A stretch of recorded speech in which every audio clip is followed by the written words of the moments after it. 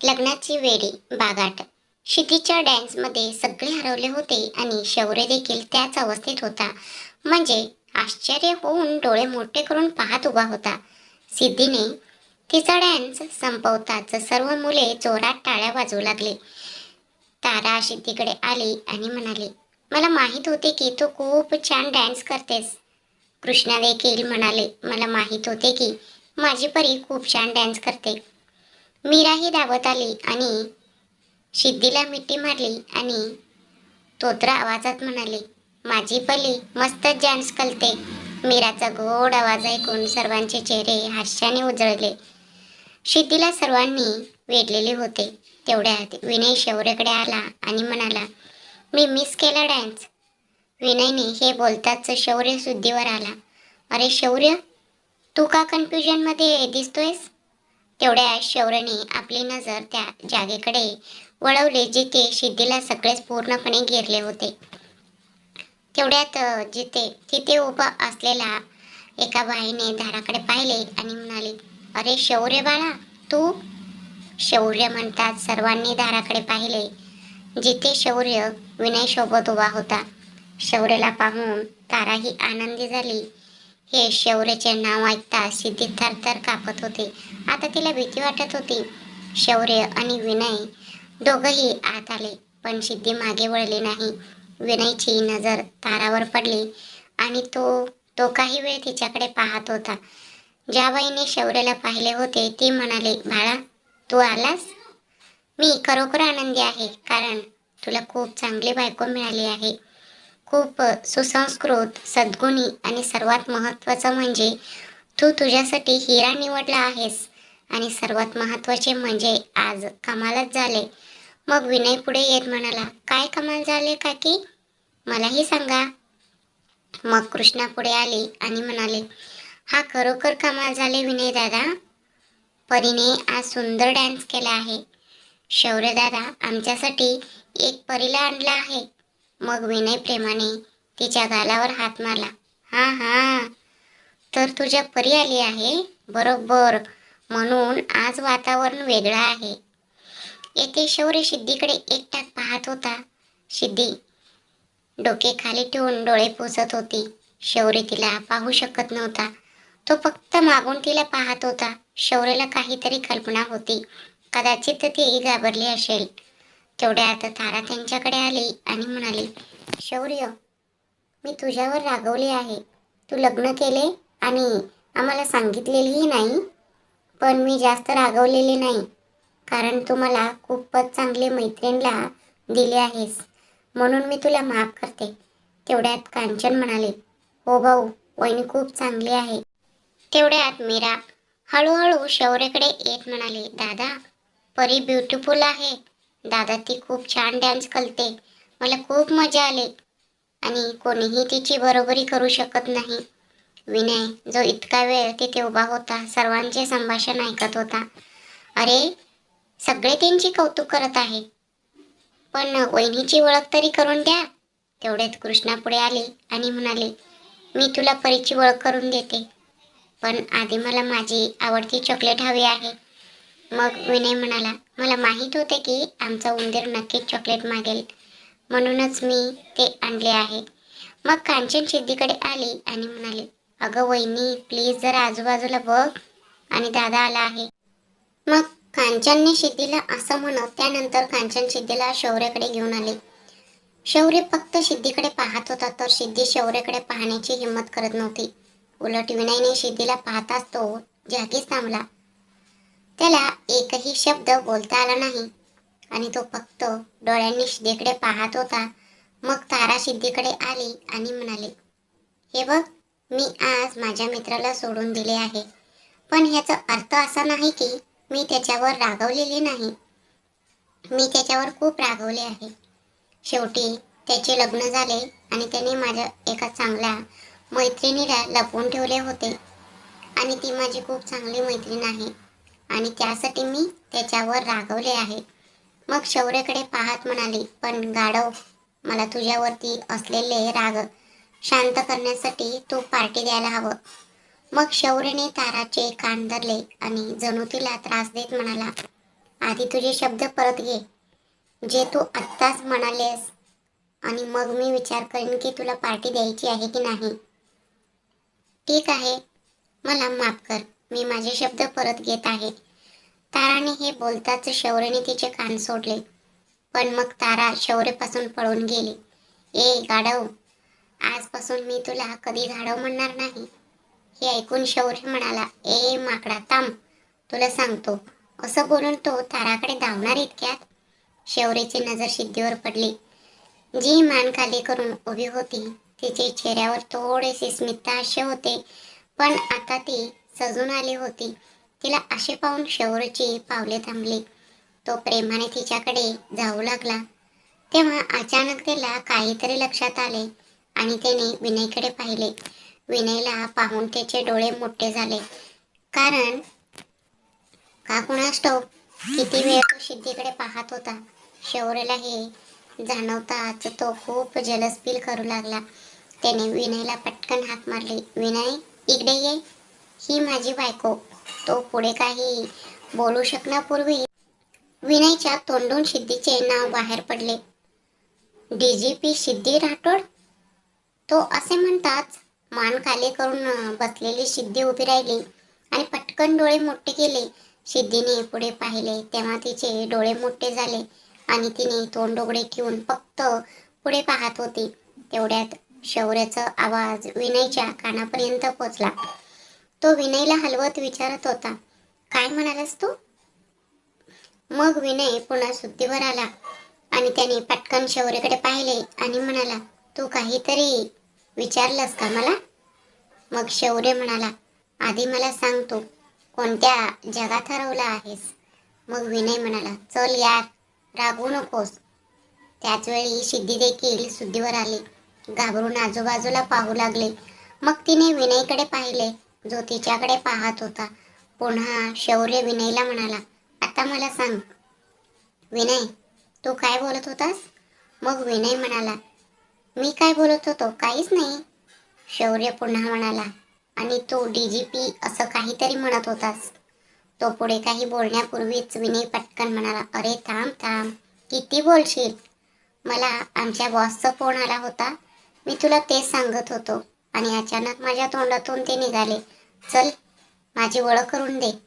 मग शौर्य सिद्धीकडे पाहत म्हणाला, ती माझी बायको आहे, सिद्धी शौर्य सूर्यवंशी. हे ऐकताच विनयला खूपच मोठा धक्का बसला. सिद्धी पण त्याच अवस्थेत होती. शौर्यने सिद्धीची ओळख करून दिल्यानंतर विनय हसत म्हणाला, हॅलो वहिनी, शेवटी माझा मित्र लग्न करून घेतला याचा मला खूप आनंद आहे. आणि मला सर्वात जास्त आनंद आहे की मला इतकी सुंदर आणि टॅलेंटेड वहिनी मिळाली आहे. विनयने हात पुढे करताच सिद्धी घाबरली आणि एका हाताला दुसऱ्या हाताने घासू लागले. शौर्य हे पाहत होता आणि त्याला समजले, म्हणून त्याने विनयचा हात स्वतःच्या हातात घेतला. तू तुझी कृत्य थांबवणार नाहीस ना? असं वाटतंय की मला ताराकडे तुझी तक्रार करावी लागेल. तेवढ्यात तारा त्यांच्याकडे आले. कोण कुणाबद्दल तक्रार करत आहे? मग शौर्य ताराकडे पाहत म्हणाला, तू आलीस हे चांगलं झालं. मी फक्त तुलाच आठवत होतो. मग विनयने पटकन शौर्यला स्वतःकडे वळला. बघ, तू काहीही बोललास तर समजून घे. म्हणूनच माझं घर अजून बसलेलं नाहीये. ते बसेपर्यंत माझं आयुष्य पेटवू नकोस. काय रे विनय, तू तर खूप छान ऍक्टिंग करतोयस हा. बास, तुझी ऍक्टिंग बंद कर आता. अरे शौर्य, प्लीज ते सोडून दे. पुन्हा असं मी काही करणार नाही. त्यांच्या वादविवाद आणि भांडणानंतर तारा त्या दोघांना म्हणाले, तुम्ही दोघंही तुमचे संभाषण सुरू ठेवा. मी सिद्धीला माझ्यासोबत घेऊन जाते. शौर्य ताराला काहीतरी विचारणार होता. त्याच्या आधीच तारा सिद्धीसोबत निघूनही गेली. सिद्धी आणि तारा निघून जाताच काही काळापूर्वी केळकर मूडमध्ये असलेला विनयने अचानक माफी मागितली. बाय द वे, तुला माझी वहिनी कुठे सापडली? ती किती सुंदर आहे. विनयने हे हलक्या आणि विनोदी पद्धतीने म्हणाला, जे शौर्यला समजले नाही. पण विनयच्या मनात काहीतरी वेगळे चालू होते. मला सांग यार शौर्य, तुला इतकी सुंदर बायको कुठे सापडली? आणि एक गोष्ट सांगू मी, यात सर्वात जास्त आनंदी आहे की तू मिताली नावाचा त्या चटकीनीशी लग्न केले नाहीस. जर तू तिच्याशी लग्न केले असते तर आमची मैत्री संपली असती. शौर्य थोडा रागवतो आणि विचारत राहतो की तुला मितालीशी काय अडचण आहे? काय अडचण आहे? ती खूप चांगली आहे. ती माझी बालपणीची मैत्रीण आहे. ती माझी खूप काळजी घेते. जेव्हा बघेल तेव्हा तू मिताली बद्दल बोलत राहतो. तुझी काय अडचण आहे रे? शौर्य, तू काहीही बोल, मला ती अजिबात आवडत नाही. का कुणास ठाऊक, मी तिला पाहिल्यावर नेहमीच नकारात्मक भावना येतात. जर तू तिच्याशी लग्न केले असतेस तर मी ती तिच्याशी कधीच बोललो नसतो. ती तुझ्यासाठी बनलेली मुलगी नाहीये. तेव्हाच काही काळापूर्वीचं एक दृश्य विनयच्या मनात चमकलं. त्याने शौर्यला चिडवले, बाय द वे शौर्य, मला सांग, आताच मी वहिनीशी हस्तांदोलन करणार होतो तेव्हा तू माझा हात कसा हातात घेतलास? जेलेस? काय चाललंय मनात? तू तिला इतकं प्रेम करतो की तू इतर कोणालाही तिला स्पर्श करू देत नाही आहे? वाव, मांडला तुला मी. विनय बोलत राहिला पण शौर्याचा राग वाढत होता. विनयने बोलणे संपवले आणि तो शौर्यकडे पाहिले तेव्हा तो 2 पावले मागे सरकला. अरे, तू इतका रागवला आहेस यार? मी बरोबर बोलत आहे. काय चुकलं माझं? तेवढ्या शौर्याने लाल डोळ्यांनी त्याच्याकडे रागाने पाहिले. जर तू तुझा निरर्थक बोलणे संपवले असेल तर पुन्हा बोलायला तोंड उघडू नको. नाहीतर तू पुन्हा तोंड उघडायला तुझी लायकी राहणार नाही, असं करीन मी. तेवढ्यातच तारा दोघांना बोलवायला आली. संध्याकाळ झाली होती म्हणून आश्रमातील मंदिरात आरती होणार होती. तिने त्यांचे बोलणे ऐकले तेव्हा ती आली आणि म्हणाली, जर तुमचे भांडण संपले असेल तर चला मंदिरात जाऊया. आरती सुरू होणार आहे. त्यानंतर मी तुम्हा दोघांना मागच्या बाजूला असलेला हॉट टबमध्ये बंद करते. त्यानंतर तुम्ही जित भांडू शकता तितके भांडा. तुम्हाला कोणीही अडवणार नाही. शौर्यने तिचा निरोप ऐकला तेव्हा त्याने स्वतःला सावरले आणि ताराच्या कडक बाजूकडे पाहिले. तेवढ्यात ताराने शौर्यकडे पाहिले आणि म्हणाले, बाय द वे शौर्य, मला सिद्धी खूप आवडली. आणि खरे सांगायचे तर विनयने जे सांगितले ते बरोबर होते. तिच्यापेक्षा लाईफ पार्टनर म्हणून तुला जगात चांगली मुलगी हुडकूनही सापडणार नाही. मग शौर्यने त्या दोघांकडे रागाने पाहिले. जर तुमची रामायण संपली असेल तर आपण आरतीला जाऊया का? मला ह्याबद्दल बोलायचे नाही. आणि हो, मला जे योग्य वाटेल ते मी करेन. काय बरोबर आहे आणि काय नाही हे मी ठरवेन. म्हणून तुम्ही दोघेही तोंड बंद ठेवा. असे म्हणत शौर्य मंदिराकडे गेला. दोघेही त्याला जाताना पाहत मान हलवत दोघांनीही त्याच्या मागे गेले. या क्षणी मंदिरात सर्वजण उपस्थित होते. वडीलधारे, मुले, मुली आणि आश्रमातील प्रत्येक सदस्य. सिद्धी देखील एका कडेला थांबले. तेव्हाच कांचन आणि शीला आरतीचे ताट घेऊन उभ्या होत्या. तेवढ्यात भूषण म्हणाला, ही मुली ना जिथे जाते तिथे बेपत्ताच होते. कोणीतरी जा आणि ताराला आणि धाकटे साहेबांना घेऊन या. तेवढ्यात मागून ताराचा आवाज आला, अहो बाबा, मी तेच आहे आणि मी ह्या दोघांनाही घेऊन आले आहे. मी तुम्हाला नंतर सांगेन, आधी आरती करूया. असे म्हणत ती त्यांच्या जवळ आली आणि आरती करू लागली. तिन्ही मुलींचे आवाज ऐकू येताच सर्वांनी डोळे मिटले. ताराचा आवाज ऐकून विनय तिच्या आवाजात हरवून गेला. शौर्य तिथे उभा राहून सिद्धीकडे पाहत होता. तेवढ्यात त्याला कृष्णाची गोड आवाज ऐकू आला. ती तिच्या मधुर आणि सुरेख आवाजात गात होती. अशा प्रकारे हळूहळू सर्वजण आपापल्या परीने आरत्या आणि भजन गात होते. दरम्यान एका कोपऱ्यावर उभी असलेली सिद्धी दोन्ही हात जोडून समोर असलेल्या महादेवाच्या मोठ्या मूर्तीकडे पाहत होती. तिच्या डोळ्यात किंचित ओलावा होता. तेवढ्यात शीलाने गाणे सुरू केले होते. तेवढ्यात तिला अचानक खोकला येऊ लागला. तिचा आवाज ऐकून डोळे मिटून आरतीमध्ये तल्लीन झालेले सर्व लोक तिच्याकडे वळून पाहू लागले. तेवढ्यात ताराने पुढची ओळ गायला सुरुवात केली. तिचा आवाज ऐकून सर्वजण पुन्हा एकदा प्रभूंच्या भक्तीत मग्न झाले. तेवढ्यात कांचन ताराला कोपरा घातली. गाण्यांमध्ये मग्न असलेली तारा अचानक चकित झाली. ताराने कांचनकडे पाहिले. तिने तिच्या डोळ्यांनी सरळ पुढे पाहण्याचा इशारा केला. सुरुवातीला तिला तिचा हावभाव समजला नाही, पण नंतर हसत ती पुढे गाणं म्हणू लागली.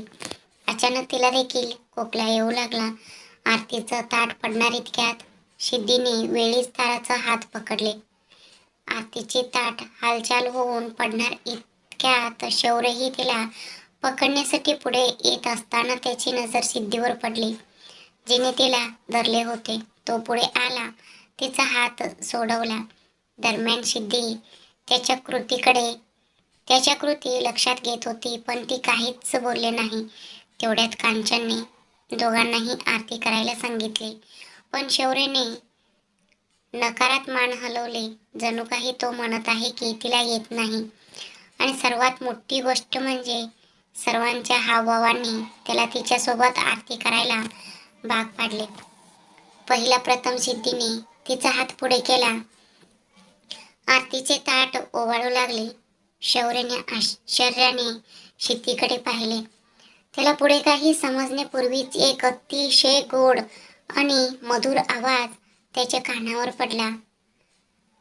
लवभोवती विक्राळ ब्रह्मांडी माळा, विषेकंठ काळा, त्रिनेत्री ज्वाळा, लावण्या सुंदर मस्ताकी भाळा, तिथून या जल निर्माण वाळे, जुळजुळा, जय देव जय देव जय श्री शंकरा, आरती ओवाळो तुझ कर्पूर गौरा.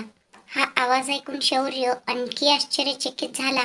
बाकीच्या सर्वांच्या चेहऱ्यावर एक मोठे हास्य उमटले, तर विनय वेगळ्याच पद्धतीने हसत होता.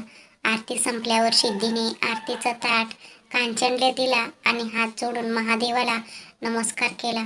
ती गेली आणि आधी जिथे उभी होती तिथेच उभी राहिली. तोच शौर्य अजूनही तिथे पुतळ्यासारखा उभा होता. तेवढ्यात भूषण सिद्धीजवळ आला आणि तिच्या डोक्यावर प्रेमाने हात फिरवत म्हणाला, तू खूप गोड गातेस बाळा. आजची संध्याकाळ खरोखरच आणखीन आनंदी झाली आहे. नाहीतर असं वाटत होतं की संध्याकाळच्या आरतीत व्यत्यय येईल, पण तू आरती पूर्ण करून तू सर्वांना खूप आनंदी दिलंस. जेव्हा विनय आला आणि त्याचं खांद्यावर ताप मारले तेव्हा शौर्य शुद्धीवर आला. जेव्हा त्याने नजर फिरवली तेव्हा त्याला कळले की सिद्धी तिथून गेली आहे. शीला सर्वांना प्रसाद वाटत होती. जेव्हा शौर्याची नजर सिद्धीवर पडली तेव्हा ती एका वृद्ध महिलेला आधार देत होती आणि तिला तिच्या खोलीत घेऊन जात होती. तो सिद्धीला जाताना पाहत होता. तेव्हा विनयने त्याच्याकडे पाहिले आणि म्हणाला, बघ, मी तुला सांगितलं होतं ती तुझ्यासाठी परिपूर्ण आहे. पण कुणाचेही दिसण्यावरून त्यांचं जजमेंट करू शकत नाही, पण त्यांच्या वागण्यावरून, जीवनशैलीवरून, खाण्यापिण्याच्या सवयीवरून आणि आपण निश्चितपणे ओळखू शकतो. आणि ती मला तुझ्यासाठी अगदी परिपूर्ण वाटते. काळजी करू नकोस, मी तुला नक्कीच गॅरंटी देतो. ह्यावेळी शौर्य त्याचे संभाषण ऐकत होता आणि सिद्धी निघून जाताना तिच्याकडे पाहत होता. त्या क्षणी त्याच्या मनात काय चालले आहे हे कुणालाही कळत नव्हते. शौर्य, मी काहीतरी बोलत आहे. मग शौर्य म्हणाला, तू काय म्हणालास ते मी नक्कीच विचार करेन आणि तुला कळवीन. तेवढ्यात कांचन आरती घेऊन त्याच्याकडे आले. मग ते दोघंही आरती घेतले आणि मग कांचनने शौर्याकडे पाहिले आणि म्हणाले, दादा, वहिनी दिसायला सुंदरच नाही तर टॅलेंटेड देखील आहे. ती आल्यापासून आपण सगळे तिचे फॅन झालो आहोत. कांचनचे बोलणे ऐकून विनय हसला होता. तेव्हा विनयने कांचनकडे पाहिले आणि म्हणाला, बर, वहिनीने असे काय केले की सगळे तिचे फॅन झाले? मग विनय पुन्हा खोडकरपणे म्हणाला, तुम्ही फक्त फॅन आहे की टीव्ही, एसी आणि कूलरही आहे? मग कांचन तोंड वाकडं करून म्हणाले, जा, मी तुला काहीही सांगणार नाही. तू माझी दरवेळी थट्टा करतोस. ठीक आहे बाबा, माफ कर मला. सांग, वहिनी काय करत होती? कांचनने मग त्याला सांगितले की जेव्हा वहिनी बाबांसोबत आले तेव्हा बाबांनी आम्हा सर्वांना एकमेकांशी ओळख करून दिली. मग वहिनीने आम्हा सर्वांना स्वयंपाक करायला, रंगकाम करायला आणि डॅन्स करायला शिकवले. म्हणून आम्ही सर्व तिचे फॅन झालो. आणि आता उद्यापासून ती आम्हाला दररोज डॅन्स शिकवणार आहे. आणि आता तिची गाणी अप्रतिमच होती. मला खरोखर विश्वास आहे की मी कोणत्याही मुलीमध्ये अशी प्रतिभा कधीच पाहिली नाही. ती खरोखरच सुंदर आहे. केवळ सुंदरच नाही तर तिचे मन देखील खूपच सुंदर आहे. आणि ती सर्वांशी इतकी छान बोलते की कोणीही तिच्या इतक्या छान बोलू शकत नाही. दरम्यान शौर्य तिचे बोललेले शांतपणे ऐकत होता आणि तो खूप रागावत होता. तिथे उभे असलेले लोक त्याचा राग पाहू शकत नव्हते. जरी त्याच्या डोळ्यांवरून स्पष्ट दिसत होते, पण त्याच्या चेहऱ्यावरून कोणीही सांगू शकत नव्हते की तो किती रागवला आहे. शौर्याने आपला राग दाबत कांचनकडे पाहिले आणि म्हणाला, तसे कांचू, जर तुझी वहिनीची पुराण संपली असेल तर आज जेवण मिळेल का? तू राहू दे, सोड. मी काकूंकडे जातोय. मी तिला विचारतो, कारण तुला वहिनीची पुराणं गायची आहे म्हणून मी जातो, असं म्हणत तो निघून गेला. कांचन आणि विनय दोघंही त्याच्याकडे जाताना पाहत होते. मग विनय म्हणाला, हा माणूस कधीच सुधारू शकत नाही. दुसरीकडे सिद्धी सकाळपासूनच गेली होती. ती अजून परतली नव्हती. त्यामुळे आत्याबाई, अलका आणि मिताली सगळेच रागावले होते आणि सगळ्यांचे चेहरे रागाने भरले होते. तेवढ्यात आजोबांकडे थोड्या रागाने पाहत आत्याबाई म्हणाले, दादा, शौर्यचे नुकतेच लग्न झाले आहे आणि तुम्ही सगळे त्याला अजून ओळखत नाही. मग तुम्ही सगळे काल आलेल्या मुलीला तुमच्या आश्रमात पाठवले, जिला एक अक्षरही माहीत नाहीत. ती आश्रमात काय पाहेल? आणि गावातील मुली स्वभावाने वाईट स्वभावाची असतात. तिने घरीच राहून घरकामात मदत करावी. तू तिला आधी स्वतंत्र दिले आहेस. थांबा आणि बघा, एक दिवस ती काहीतरी मोठे कारस्थान करेल. मग आजोबांनी राजेश्वरीकडे पाहिले आणि म्हणाले, तिची काळजी तू करू नको राजे. ती कशी दिसते, कशी आहे याची विचारपूस करायची आमचे काम आहे, तुझी नाही. आणि मी तुझ्याकडून पुन्हा असे अपशब्द ऐकून घेणार नाही. समजलं का तुला? ती खूप चांगली आणि बुद्धिमान व्यक्ती आहे. जरी तिने शिकलेली नसले तरी तिला स्वतःसाठी चांगले आणि वाईट यात फरक माहीत आहे. माझा तिच्यावर पूर्ण विश्वास आहे. ती असे कोणतेही पाऊल उचलणार नाही ज्यामुळे आमचा सन्मान, प्रतिष्ठा किंवा आदर धोक्यात येईल. ती खूप चांगली आहे म्हणून मला तिच्या विरुद्ध पुन्हा काही ऐकायचे नाही. आणि हो, घरात बरेच नोकर काम करतात, त्यांना त्यांचे काम करू दे. आणि मग नेहा आमची सून आहे, ती सर्व काही सांभाळेल. जर ती आश्रमात गेली तर काय प्रॉब्लेम आहे? बाबा, मला वाटते तसं ती काहीही आश्रमात नुकसान करणार नाही. आलोकेने आत येताना असे म्हणाले. आलोक, अलका, मिताली, राजेश्वरी आणि नेहा सर्वांना वाटले की सिद्धीही आली आहे. तेवढ्यात आजोबांनी आलोककडे पाहिले आणि म्हणाले, आलोक, सिद्धी आली नाही तुझ्यासोबत? हो बाबा, ती आली नाही. शौर्यने फोन केला आणि सांगितले की तो तिला स्वतः आश्रमातून घेऊन येईल. शौर्य तिला घेऊन येईल हे कळताच तिघींचा राग वाढला, पण तरीही त्यांना पुन्हा बोलण्याची हिंमत झाली नाही. दरम्यान अलकाच्या मनात खूप काही विचार येत होते. राजेश्वरी, अलका आणि मिताली ही आपापल्या योजना आखण्यात व्यस्त होत्या. तिने तिचा फोन काढला, मेसेज टाईप केला आणि पाठवला. दरम्यान स्वयंपाकघरात काम करणाऱ्या नेहाने आलोकला शौर्य सिद्धीला घरी घेऊन येईल असे बोलताना ऐकले. तिला थोडेसे हायसे वाटले. सकाळी राजेश्वरीच्या तोंडून असे काही ऐकल्यामुळे तिला सकाळपासूनच खूप वाईट वाटत होते. तेवढ्यात शिया आणि शांबली त्यांच्या खोलीतून बाहेर आल्या आणि आजोबांच्या शेजारी बसल्या. आजोबा, तुम्ही काय करताय? तुम्हाला आम्ही मदत करू का? तेवढ्यात आजोबांनी त्यांच्या डोक्यावर हात फिरवले आणि म्हणाले, नाही नाही माझ्या बाळांनो, मी फक्त काही कागदपत्रे तपासत आहे. पण माझ्या डोळ्यात काहीतरी प्रॉब्लेम आहे, त्यामुळे मला काहीच दिसत नाहीये. मी आलोकला तपासून आणायला सांगितलं आहे, काळजी करू नका. आणि प्लीज हे कागदपत्रे उचलून माझ्या खोलीत ठेवा, मग मी नंतर तपासतो. हे ऐकून त्याने मान हलवले. श्यामली कागदपत्रे घेऊन खोलीत ठेवायला गेली.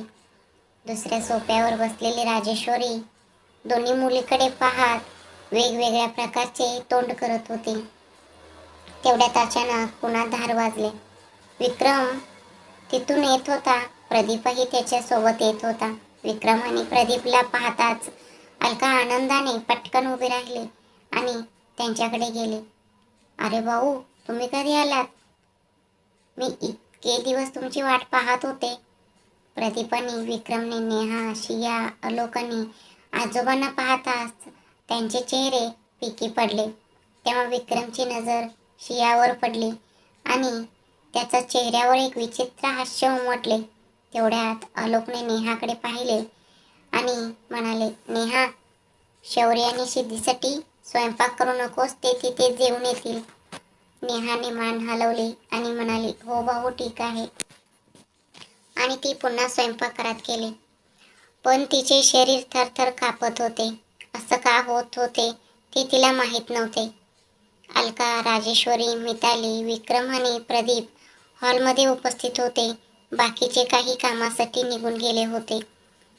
हे पाचही जण तिथे गुप्तपणे बोलत होते. नेहाने नुकतेच एका नोकराला सर्वांना डायनिंग टेबलावर बोलावण्यास सांगितले होते. नोकराने आज्ञा पाळली आणि निघून गेला आणि हळूहळू डायनिंग टेबलावर सर्वजण आलोक, आजोबा आणि नरेंद्र आधीच आले होते. शिया तिच्या वडिलांचे शेजारी येऊन बसले होते.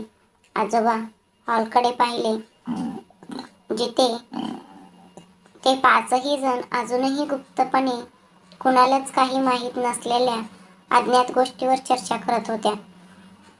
दरम्यान नेहाने सर्वांना वाढायला सुरुवात केली होती. पण तिला भीती वाटत होती आणि ती तिचा हात हलवत होती. तिला असे पाहून शिया ती तिच्याकडे येऊन विचारली, आई, काय झालं? तू इतकी काळजीत का दिसतेस? मग नेहा तिच्या डोक्यावर हात ठेवून म्हणाले, नाही, असं काही नाहीये, मला थोडं बरं वाटत नाहीये. नेहाने हे बोलताच नरेंद्र त्यांच्या जागेवरून उठले आणि म्हणाले, जर तुला बरं वाटत नसेल तर तू इथे काय करत आहेस? खोलीत जाऊन रेस्ट घ्यायची ना? तेवढ्यात नेहा म्हणाली, अहो नाही नाही, मला वाटलं की मामांजी आणि भाऊसाहेब आणि तुम्ही सर्वांनी जेवण केल्यानंतर मी जेवून रेस्ट करायला जावं. मी काय म्हणते तुम्हाला समजते ना? मग नरेंद्र म्हणाले, ठीक आहे ठीक आहे. मग शियाने आईला म्हणाले, आई, तू पण बस, मी जेवण वाढते. तिचे म्हणणे ऐकून ती खाली बसली आणि शिया सर्वांसाठी जेवण वाढू लागले. मग आजोबा त्यांच्या जोरदार आवाजात म्हणाले, जर आजची रामायण कथा संपली तर तुम्ही इथे जेवणासाठी येऊ शकता का? कारण आम्हाला वाटते की ही तुमची कथा अजून संपणार नाही, म्हणून तुम्ही जे काही बोलत आहात ते तुम्ही नंतरही चर्चा करू शकता. राजेश्वरी, मला खूप आश्चर्यचकित होत आहे. अशा कोणत्या गोष्टी आहेत ज्या कधीही संपणार नाहीत? आणि राजेश्वरी, तुम्ही सगळे खूप कमाल आहात हा. राजेश्वरी आत्या आजोबांचे बोलणे ऐकताच ती चिडली आणि मांजरीसारखी डायनिंग टेबलाकडे येऊ लागली. नाही भाऊ, काय आहे ना, ही मुले मस्करी करत होते म्हणून त्यांच्यामध्ये बसून मीही थोडे हसायला लागले. अगं हो का राजेश्वरी, तुम्ही कसली मस्करी करत आहात? आम्हालाही सांगा, मग आम्ही देखील त्यात सामीलही होऊ शकतो, नाही का? का फक्त तुम्ही 5 जणच त्यात सामील होऊ शकतात? त्याने हे बोलल्यानंतर ते पाचही जण एकमेकांकडे पाहू लागले. तेवढ्यात विक्रम म्हणाला, काय झालं आजोबा? आपण सगळे एकत्र भेटून बराच वेळ झाला आहे, म्हणून आपण बोलायला बसलो. अरे, हे जेवल्यानंतरही होऊ शकते. तुम्हाला हवे असेल तर तुम्ही रात्रभर बसून बोलू शकता, आम्हाला काही हरकत नाही. पण जेवण वेळेवर व्हायला हवे. असे म्हणत आजोबा जेवू लागले. तिथून बाकीचे सगळेही आले आणि हळूहळू बसले. दरम्यान सर्वांना जेवण वाढणाऱ्या शियाने विक्रमला पाहिले आणि कमलाला फोन केला आणि स्वतः जेवायला बसले. विक्रम त्याचे घाणेरडे कृत्य करत होता. तिच्या खुर्चीवर बसलेली शिया तोंड खाली ठेवून डोळ्यात अश्रू आणून जेवायचे प्रयत्न करत होती. तेवढ्यात आलोक विक्रमला थोडेसे ऐकवत म्हणाले की तो चमचा घेत आहेस की तिथेच टेबल खाली बसून जेवणार आहेस. विक्रमने आलोक यांचे बोलणे ऐकताच तो पटकन वरती आला आणि आलोक यांच्याकडे पाहिले आणि म्हणाला, नाही नाही अंकल, ते काय आहे ना, चमचा थोड्या अंतरावर पडला होता. ते सर्वजण जेवण करत असताना बाहेरून गाडी थांबल्याचा आवाज आला. आजोबा आणि आलोक यांनी म्हणाले की शौर्य सिद्धी आले वाटतं. हे ऐकून मिताली, अलका, राजेश्वरी सर्वांच्या डोळ्यात राग होता. तेवढ्यात त्यांना दारातून शौर्य, विनय आणि शेवटी सिद्धी येताना दिसले. आज हा एसीपी कुठून आला? आलोक यांचे शब्द ऐकताच विनयचा चेहरा उजळला. तो पुढे आला आणि त्यांचा पायांना स्पर्श केला. आलोकने हसत त्याला आनंदाने आशीर्वाद दिले. अंकल, आजकाल गुन्हेगारी खूप वाढली आहे, म्हणूनच आमचे DGP आणि प्रधानमंत्री आम्हाला गुन्हेगारी कमी करण्यासाठी पाठवले. ते म्हणाले, जा आणि बघा, जर तुम्ही काही करू शकत असाल तर करा, नाहीतर आम्ही बघू. आलोक, आजोबा आणि नरेंद्र त्याच्या बोलण्यावर हसले, पण दुसऱ्यांच्या चेहऱ्यावर हास्य दिसत नव्हते. शिया तिच्या जागेवरून उठली आणि शौर्यजवळ गेली आणि लगेच त्याला मिठी मारली. शौर्यचा अचानक मिठीने इतर सर्वजण घाबरले. शौर्यही त्याच परिस्थितीत होता. तेवढ्या शौर्य म्हणाला, काय झाले? मला सांग बाबू. बाबू, तू रडत आहेस? रडू नकोस. काय झाले आता तरी मला सांग. काय झालं बाबू? सांग, काय झालं आहे? आताच शौर्याने तिला मिठी मारल्यानंतर शिया खूप रडत होती. नुकतीच आलेली सिद्धी देखील शौर्याच्या मागे उभी होती. शियाच्या अचानक प्रतिक्रियेने ती देखील घाबरली होती. इथे शिया अचानक निघून गेल्यानंतर विक्रम घाबरला. त्याच्या कपाळावर घाम फुटू लागला. जर ह्या मुलीने त्याला सांगितले तर काय होईल याची त्याला काळजी वाटत होती. मग शौर्य तिला वेगळे करून म्हणाला, काय झाले? आधी शांत हो, मग काय झाले ते सांग. तेव्हा शिया, दादा, दादा, ती एक शब्दही बोलू शकत नव्हती.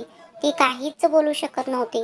तेवढ्यात नरेंद्र शियाकडे आले आणि म्हणाले, काय झालं बाळा? सांग, तू अचानक का रडत आहेस? तेवढ्यात शियाची नजर विक्रमवर पडली. विक्रमची नजर तिच्यावर पडताच तो काही हातावर करत होता आणि एका बाजूला डोके हलवत होता. विक्रमला हे सर्व करताना पाहून तिला भीती वाटले. तिने पुन्हा नरेंद्रच्या छातीत आपला चेहरा लपवला आणि पुन्हा एकदा तिच्या डोळ्यातून अश्रू वाहू लागले. सिद्धीची नजर विक्रमवर पडली, जो हे सर्व करत होता.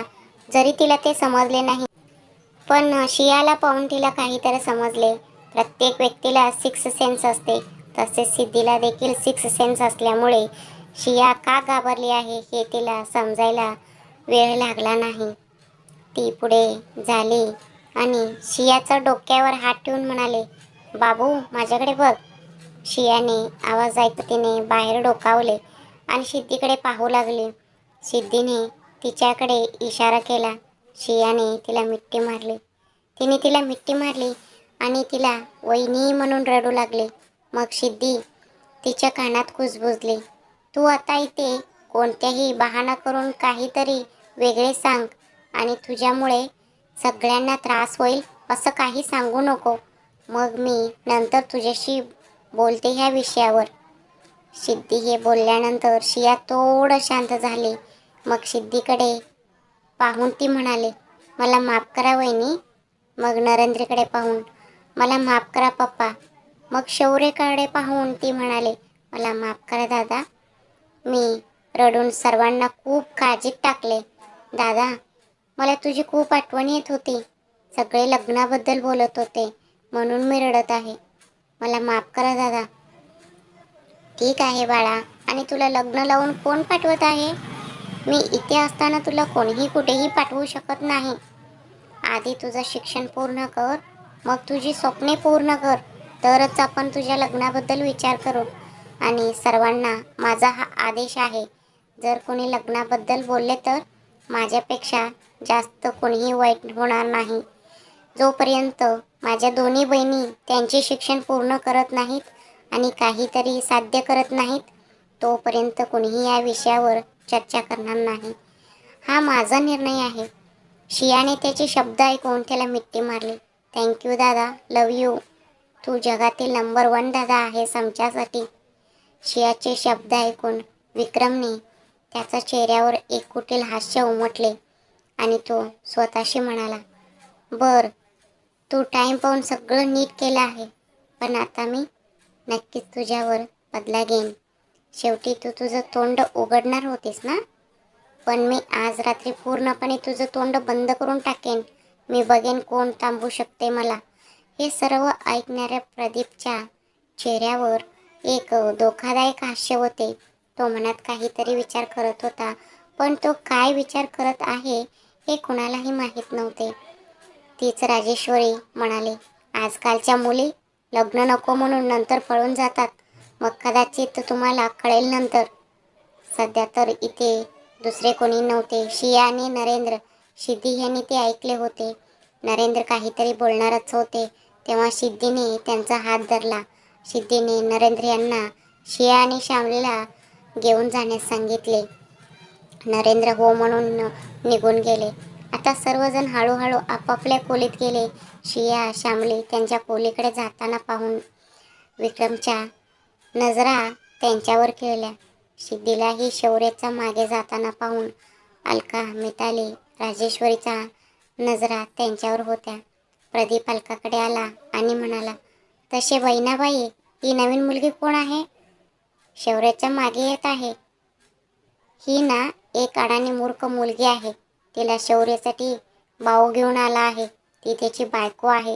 राजेश्वरी आत्या पटकन म्हणाले. ही शौरीची बायको आहे? हे ऐकताच विक्रमचे डोळे आश्चर्याने चमकले. तू तर म्हणाली होतीस की शौर्याने तिला स्वीकारले नाही. मग हे काय आहे? ती शौर्यासोबत का जात आहे? मग मिताली म्हणाले, अंकल, आम्हाला पण तेच कळत नाही आहे. शिवाय शौर्य ह्या मुलीची खूप काळजी घेत आहे. विक्रम सिद्धीला जाताना पाहत होता. प्रदीपही सिद्धीला जाताना पाहत होता. पण अलका म्हणाले, आता शौर्याला नियंत्रित करण्यासाठी काहीतरी करायला हवे. तो राग सोडून शांत झाला आहे. असं काही चालणार नाही. हे बोलून ती खोडकर हसली आणि स्वतःशीच विचार करत होती. आता असे काहीतरी घडेल जे साप मरेल पण काठी तुटणार नाही. असं विचार करत तिने मितालीकडे पाहिले आणि तिला काहीतरी इशारा केला.